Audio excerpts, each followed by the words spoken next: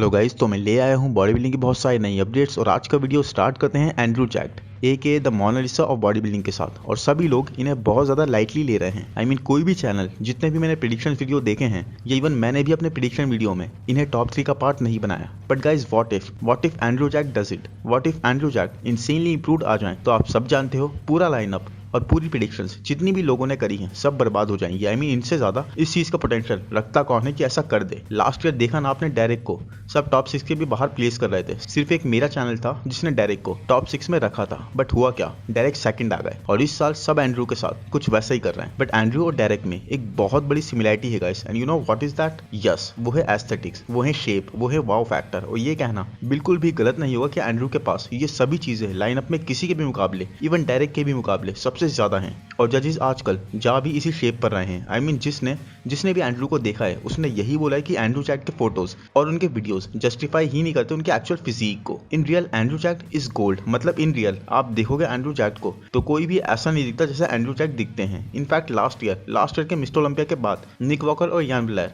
और पहले ही बता दूं कि ये दोनों ही अपनी ऑनेस्टी और अपने बोल्ड होने के लिए जाने जाते हैं। क्रिटिसाइज किसी को भी ये दोनों उनके मुंह पर करने का दम रखते हैं अगर कुछ भी ऐसा होता है तो। और दोनों ने ही सेम ही चीजें बोली हैं एंड्रू के बारे में कि बैक स्टेज रियल में एंड्रू जैक्ट सबसे ज्यादा इंप्रेसिव थे। और अगर ये 100% आ गए तो it's bam, game over for everyone. So pro card भी इन्होंने रिसेंटली ही जीता था और उसके फौरन बाद टेक्सास प्रो के स्टेज पर डोमिनेट करा सबको। और ये बोलकर कि ये मेरा 100% नहीं था, सबको और ज्यादा एक्साइटेड कर दिया आर्नोल्ड क्लासिक के लिए। फिर वहां पर भी काफी अच्छे से जीते, बट इवन देन गाइस 100% तो ये नहीं आए थे। फिर first attempt at mister Olympia and 8th place अपने नाम कर ली वहां पर। और फिर आर्नोल्ड क्लासिक में बिग रैमी और विलियम बोनेक जैसे धुरंधरों को बीट करके 3rd प्लेस पर प्लेस कर गए। फिर ये हो गए गायब अपनी न्यू टीम के साथ वर्क करने। इसी बीच इन्होंने अपने कोच चेंज करे थे और काफी साइलेंटली ग्राइंड करके जब वापस आए टेक्सास प्रो में इसी साल, तो ये रेडी थे एक मच इम्प्रूव्ड हंटर लब्राडा को बीट करने के लिए। इनकी बैक तो इन्होंने काफी ज्यादा ब्रॉटअप कर ही लिया था, साथ ही इनकी कंडीशन वो भी काफी इंप्रूव थी। इनकी थिकनेस साइड पोजेस में इंक्रीज थी, इनकी हैमस्ट्रिंग्स की कंडीशनिंग भी इंप्रूव थी। और पॉइंट ये नहीं है कि क्या ये 100% थे, क्योंकि वो तो लास्ट ईयर डायरेक्ट भी नहीं थे और ना ही सैमसन थे आर्नोल्ड क्लासिक में। बल्कि पॉइंट तो ये है कि एंड्रू ने आर्नोल्ड क्लासिक से कितना ज्यादा इंप्रूवमेंट और कर ली थी टेक्सास प्रो तक के पीरियड में। And they were obviously significant, they were obviously noticeable.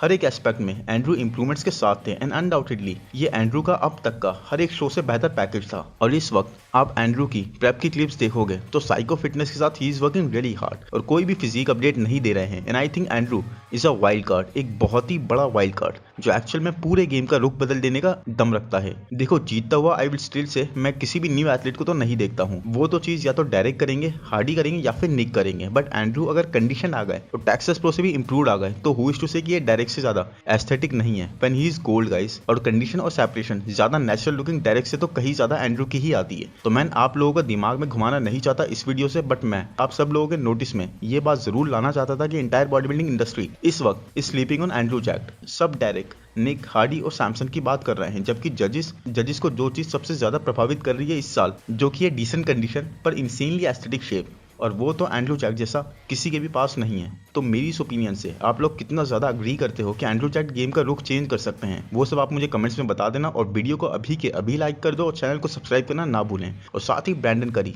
Man, ये तो ऐसा लग रहा है इस वक्त एक मिशन पर है, मैन ऑन अ मिशन, एक सीरियस मिशन पर। क्योंकि इससे पहले हमने ब्रैंडन को कभी भी इतना ज्यादा फिजिक अपडेट पोस्ट करते हुए नहीं देखा था, जबकि अभी तो कभी आए इनके कोच और कभी ये रेगुलरली हमें अपडेट्स दे रहे हैं। And I must say Brandon की ये फायर देखकर, ये कंपेटिटिव स्पिरिट देखकर काफी अच्छा लग रहा है। और इस अपडेट में जो चीजें सबसे ज्यादा नोटिस में आई हैं वो है ब्रैंडन की हैमस्ट्रिंग और ब्रैंडन के डेल्ट्स। पहले देखें हैमस्ट्रिंग्स को, तो यस ब्रैंडन की ऐसी हार्ड और कंडीशन हैमस्ट्रिंग्स लास्ट टाइम तो मिस्टर ओलंपिया के स्टेज पर भी नहीं थी। And this thing did matter इनकी प्लेसिंग डिटरमिन करने में। तो इस बार इवन तो यस ब्रैंडन डेफिनेटली एक स्मॉलर वर्जन के साथ तो लग रहे हैं, but more condition, more harder side पर लग रहे हैं अभी से ही। सेकंड चीज जो काफी ज्यादा नोटिस में आई वो थी ये ब्रैंडन के रियर डेल्ट्स, बिल्कुल ही जबरदस्त राउंडर और डेवलप। मतलब ब्रैंडन का शेप इज आउटस्टैंडिंग और काफी मसल्स तो ब्रैंडन के काफी स्ट्रांगली डेवलप्ड हैं।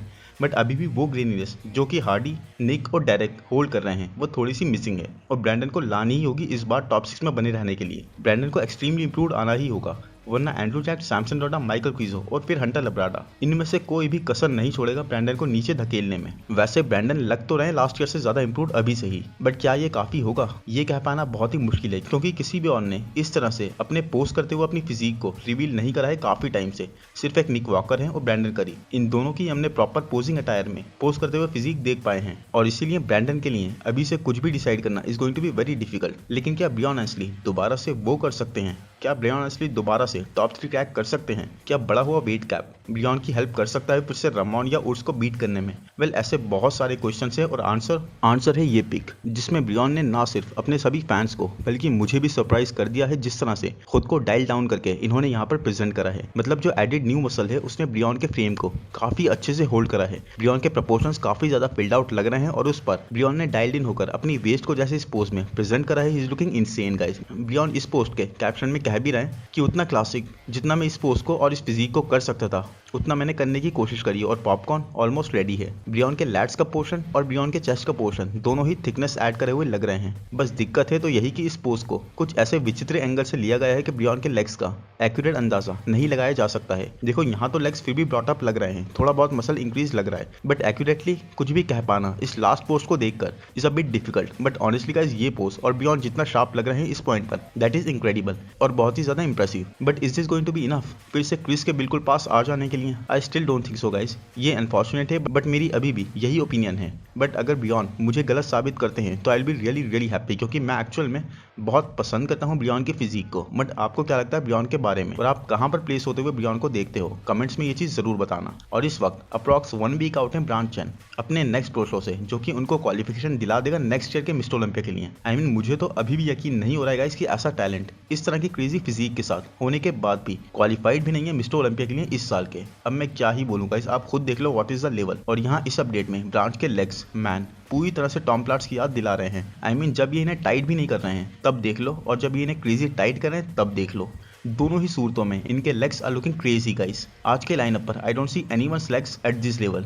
इनसेन अमाउंट ऑफ मसल और वो भी क्वालिटी वाला। Skin quality is just bringing freshness, बिल्कुल पेपर थिन स्किन हो रही है। He is just looking crazy guys. He needs a good coach, he really does. और जिस दिन इन्होंने इस बात को समझकर कोई भी एक रेप्यूटेड कोच हायर कर लिया और अपनी बैक पर काम कर लिया, क्योंकि वही वो एरिया है जहां पर इनको बहुत ज्यादा काम करने की जरूरत है, तो डेफिनेटली गाइस ये फिर से टॉक ऑफ द टाउन बन सकते हैं। और आई थिंक अब ये करने भी यही वाले हैं, क्योंकि लास्ट ईयर के मिस्टेक को ना रिपीट करते हुए ये अर्ली क्वालिफिकेशन के लिए अप्लाई कर रहे हैं सीजन के बिल्कुल ही स्टार्ट में, या फिर कहा जाए कि सीजन के खत्म होने से भी पहले कंपीट करके क्वालिफाई होकर बैठ जाएंगे। और फिर इन्हें अच्छा टाइम मिलेगा जो अगर सही से यूटिलाइज करा गया तो इनकी बैक को ब्रिंग अप करने के लिए काफी होगा। और विलियम बॉनेक ने भी अब सिचुएशन की डिमांड को समझते हुए ग्राइंड स्टार्ट कर दी है नेक्स्ट ईयर के लिए। इस साल के आर्नो क्लासिक के होते ही विलियम ने अनाउंस कर दिया था कि फिलहाल तो लेंगे वो एक गैप, जिसमें वो अपने बिजनेस रिलेटेड इशूज पर फोकस करके उन्हें सॉर्ट करेंगे और रिटर्न करेंगे 2024 के आर्नो क्लासिक से। पर अभी कुछ टाइम पहले विलियम ने अनाउंस करा था एक पोस्ट के साथ विच आई कवर्ड कि उनमें अभी काफी फ्यूल बाकी है to give to the sport that is really love. और अब उसके बाद से जिम की ये कई सारी अपडेट्स पोस्ट कर चुके हैं। He is training really focused, और हो भी क्यों ना, अगर नेक्स्ट ईयर रिटर्न करना ही है वो भी एक गैप के बाद, तो हर किसी की नजर होती है रिटर्निंग एथलीट पर। और आर्नो क्लासिक जैसा शो चूज करा है विलियम बॉनेक ने, तो उस शो की हाइप और उस शो का लाइनअप दोनों ही काफी टॉप का होता है, क्योंकि ये शो मिस्टर ओलंपिया के 2-3 महीने के बाद ही होता है। और इस शो को और भी बड़ा बनाने के लिए ऑर्गेनाइजर्स इस शो का प्राइज मनी भी इतना ज्यादा रेस कर देते हैं कि मिस्टर ओलंपिया के कई सारे फ्रेश कंपेटिटर्स रेडी हो जाते हैं टू कम्पीट। और अब देखा जाए तो विलियम के पास ज्यादा टाइम बचा नहीं है आर्नो क्लासिक के लिए भी, तो अभी से तैयार रहना is the best strategy. And मैं तो फिर से विलियम को अपने 2019 के वर्जन के साथ या उससे भी ज्यादा इंप्रूव स्टेज पर क्रेजी गुड शेप और कंडीशनिंग के साथ देखना चाहता हूं। और इसी के साथ गाइस क्लासिक डिवीजन में एक और बॉडी बिल्डर जो कि टॉप 10 ट्रैक करते हुए दिख रहा है मुझे इस साल, वो है वहीद बातपे।